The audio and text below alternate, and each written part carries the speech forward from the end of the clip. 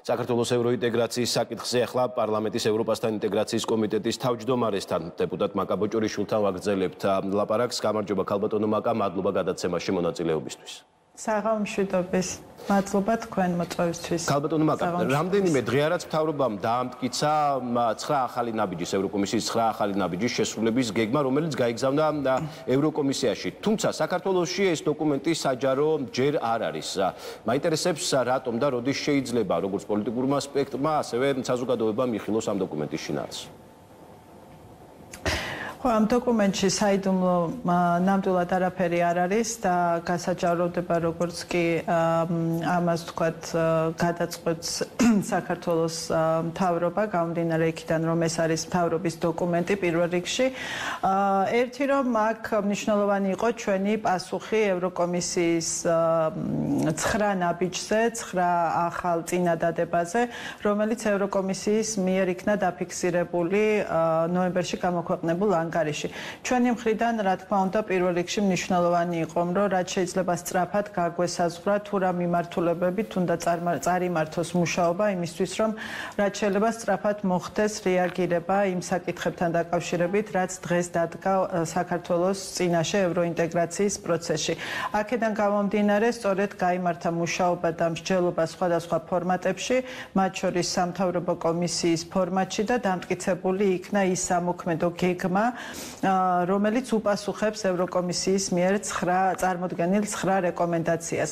ეხლა პროცესის ასე ვთქვათ წარმატებისთვის ისიც მნიშვნელოვანია რომ ჩვენს მიერ განსაზღვრული ნაბიჯები ასევე იცოდეს ევროკომისიამ და იცნობდეს ვთქვათ იცოდეს რას ვაპირებთ ევროკომისიამაც და აქედან გამომდინარე ეს იყო მათი რჩევაც რომ პირველადი კონსულტაციები სწორად გავიაროთ ბრიუსელთან იმისათვის რომ იყოს თანხwebdra ამა თუ იმ საკითხთან დაკავშირებით განსაზღვრულ ნაბიჯებზე და მოვედით რომ უახლოეს დღეებში გვექნება პირველი კომენტარები ზოგადად ამ სამოქმედო გეგმასთან დაკავშირებით რაც შესაძლებლობას მოგცემს მოხდეს მისი გასაჯაროებაც და უკვე ასე ვთქვათ ამ მიმართულებით მუშაობის დაწყება. ევროკომისიის შეფასებას გაგზავნილ დოკუმენტზე და ამის შემდეგ გახდება იგი ცნობილი საქართველოს შეფასებას ვერ დავარქმევ, რა თქმა უნდა ჩვენთვის მნიშვნელოვანია რომ ერთგვარად პირველადი გამოხმაურება მოქონდეს გეგმასთან დაკავშირებით, რამდენად სწორი ასე ვთქვათ მიმართულებებით არის განსაზღვრული ჩვენი სამოქმედო გეგმა და ის ნაბიჯები, რომელიც უნდა გადაიდგას ამ რეკომენდაციების შესასრულებლად. თავისთავად ახლა ეს 9 ნაბიჯი საკმაოდ შეიძლება ითქვას ფართო თემებია და ვერ იქნება ერთი კონკრეტული ნაბიჯებით შემოფარგლული. მაგალითად ვთქვათ დეზინფორმაციასთან ბრძოლა ეს ვერ იქნება ერთი კონკრეტული მაინც და მაინც ქმედება. რა თქმა უნდა, აქ საჭიროა რაღაც მოქმედებების კომპლექსურობა, დროში გაწერაც და მუდმივად ასე ვთქვათ მუშაობა. არის საკითხები, რომელიც არ არის უბრალოდ დროში შეზღუდული და ვთქვათ რაღაცა ერთი ნაბიჯით არ შემოიფარგლება მათი გაკეთება და მუდმივად ჩვენ გვჭირდება ევროკომისიასთან და ევროპულ მხარესთან ამა თუ იმ საკითხზე კონსულტაცია და რა თქმა უნდა ჩვენთან შიგნით მუშაობა. ჩვენი მხრიდან რაც მნიშვნელოვანია არის ის რომ საპარლამენტო კონტექსტიდან და პარლამენტის კუთხიდან ვგულისხმობ ამას არის მნიშვნელოვანი ვიცოდეთ თუ რამეა საკანონმდებლო კუთხით დასახვეწი ან საკანონმდებლო ინიციატივა შესამუშავებელი ამისთვის გქონდეს თქვათ კონკრეტული გეგმა როდის უნდა გაკეთდეს თქვათ ესა თუ ის საკანონმდებლო ინიციატივები იმისათვის რომ რაც შეიძლება სწრაფად ვაჩვენოთ ამ 9 ნაბიჯთან დაკავშირებით ჩვენი პროგრესიც მაგრამ ამისთვის პირველ რიგში რა თქმა უნდა მნიშვნელოვანია სწორად ვიცოდეთ ევროკომისიის ხედვა ამა თუ იმ საკითხთან დაკავშირებით თუ როგორ უყურებენ ისინი ჩვენს მიერ წარდგენილ გეგმას. ქალბატონო მაკა, იმასთან ერთად თუ რა არის გასაკეთებელი ევროკომისია გვირჩევს როგორ უნდა მოხდეს ამ ყველაფრის შესრულება. მაინტერესებს რისი გათვალისწინება მოხდა ამ ახალ სამუშაო გეგმაში 12 რეკომენდაციაზე მუშაობის პერიოდიდან. იგივე ფორმატების ცვლილება ხომ არის გეგმება ან რაიმე სიახლე იქნება თუ არა ამ ახალ სამთავრობო გეგმაში, ვიდრე იმ სამუშაო პროცესიდან, რომელიც ჩვენ უკვე ვიხილეთ. ხო, ეხლა მოდით ესე შევხედოთ, ევროკავშირში ინტეგრაციის პროცესი ვერ იქნება განყენებული პროცესი სახელმწიფოს ფუნქციონირებისგან. სახელმწიფოს ფუნქციონირებაში ეს თავისთავად უკვე არის, ხდება და ასე გაგრძელდება. რა თქმა უნდა, ჩვენ ახლა როდესაც მოლაპარაკებებს დავიწყებთ ევროკავშირთან, იქ შეიძლება რაღაცა სტრუქტურული ერთეულების შექმნა იყოს საჭირო, მაგრამ დღეს არსებულ მოცემულობაში ყველანაირი შესაძლებლობა არსებობს საქართველოს პარლამენტში ნებისმიერი საკითხი, რაც უკავშირდება ევროკავშირში ინტეგრაციას თუ ქვეყნის, ასე ვთქვათ, წინსვლას ან რეფორმებს, იყოს განხილული. ამისთვის არის ყველანაირი ფორმატები, არსებობენ სამუშაო ჯგუფები, როცა ეს საჭიროება არსებობს კომიტეტები და კომიტეტები იმგვარად არის წარმოდგენილი, რომ ნებისმიერი საკითხი შეიძლება შესაბამისმა კომიტეტმა განიხილოს და რა თქმა უნდა არსებობს სესიების ფორმატი, როდესაც ხდება პლენარული სესიის ფარგლებში ამა თუ იმ საკითხზე მსჯელობა. არსებობს მინისტრებთან კომუნიკაციის შესაძლებლობა, ანუ ამით რისი თქმა მინდა, ნებისმიერ საკითხზე ფორმატები არსებობს იმისათვის, რომ ქვეყანამ თქვათ სწორი მიმართულებით წარმართოს მუშაობა. ეხლა რაც შეეხება თვითონ ამ პროცესს, რა თქმა უნდა, პოლიტიკოსების გადასაწყვეტია, თუ როგორ მიიღებენ მონაწილეობას ზოგადად საპარლამენტო მუშაობაში და ამ შემთხვევაში ევროინტეგრაციასთან დაკავშირებულ საკითხებზე, ხო? ეხლა პირველი რეკომენდაცია, რაც 12 რეკომენდაციის ნაწილი იყო, გულისხმობდა სწორედ ინკლუზიურობას და მონაწილეობას ოპოზიციის მხრიდან და თქვათ სამოქალაქო საზოგადოების მხრიდან ჩართულობას, მაგრამ პირველ რიგში ოპოზიციის მხრიდან მონაწილეობას იმ პროცესში, რომელიც უკავშირდება საქართველოს ევროკავშირში ინტეგრაციას.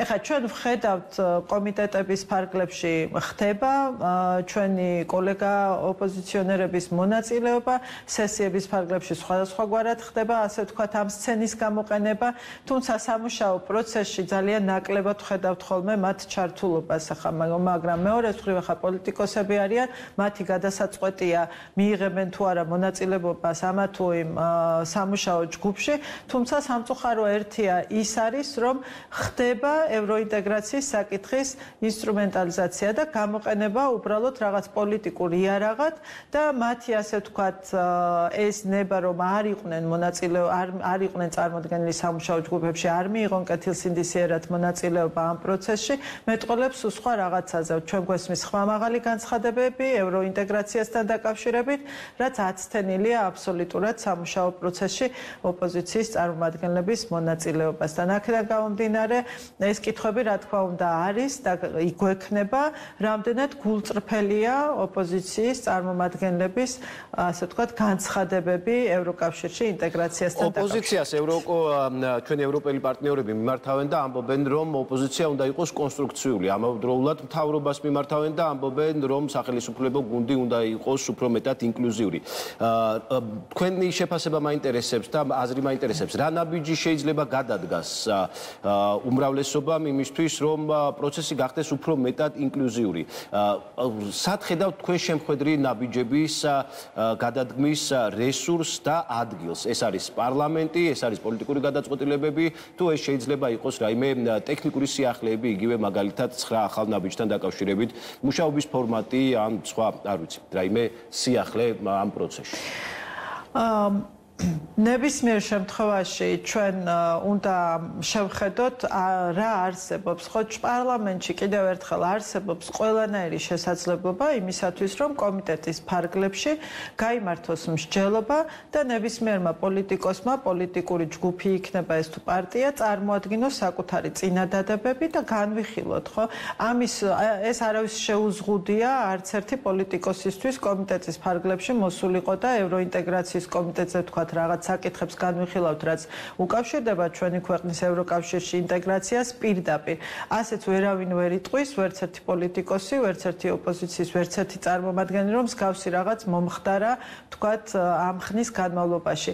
მაგრამ ცდელობა რამდენად არსებობს, რომ მათი მხრიდან მოხდეს კონსტრუქციული ჩართულობა ამა თუ იმ საკითხის განხილვაში, ეს უკვე სხვა საკითხია. სურვილსაც ვერ ვხედავთ ხოლმე დიდად, რომ თქვათ, ამა თუ იმ საკითხზე იყოს მსჯელობა რამდენად თქვათ რელევანტურია ამა თუ იმ რეფორმის განხორციელება ჩვენი ქვეყნისთვის, ჩვენი მოქალაქეებისთვის, მაშინ როდესაც გადმოგვაქვს ევროპული სტანდარტები ძალიან ხშირად ეს მტკივნეული თემებია უკავშირდება ძალიან ბევრ რეფორმას, რაც ეხება ჩვენს მოქალაქეებს და აი ეს არის თქვათ ის მსჯელობა, რაც აკლია დღეს და ის განწყობა თქვათ ოპოზიციის მხრიდან, რომ კონსტრუქციულად მოვიდნენ და იმ ფორმატებში, რა ფორმატებშიდაც აქვთ შესაძლებლობა გამოიყენონ ეს შესაძლებლობა და გაიმართოს მსჯელობა და ნებისმიერი გადაწყვეტილება იქნება თუ ახალი კანონპროექტი იქნება, რასაც პარლამენტი განიხილავს, რაღაც ერთობლივი ძალებით შევიმუშაოთ. შეიძლება რაღაც კარგი იდეებიც გქონდეთ, თუმცა ნაკლებად ხდება ხოლმე სამუშაო პროცესში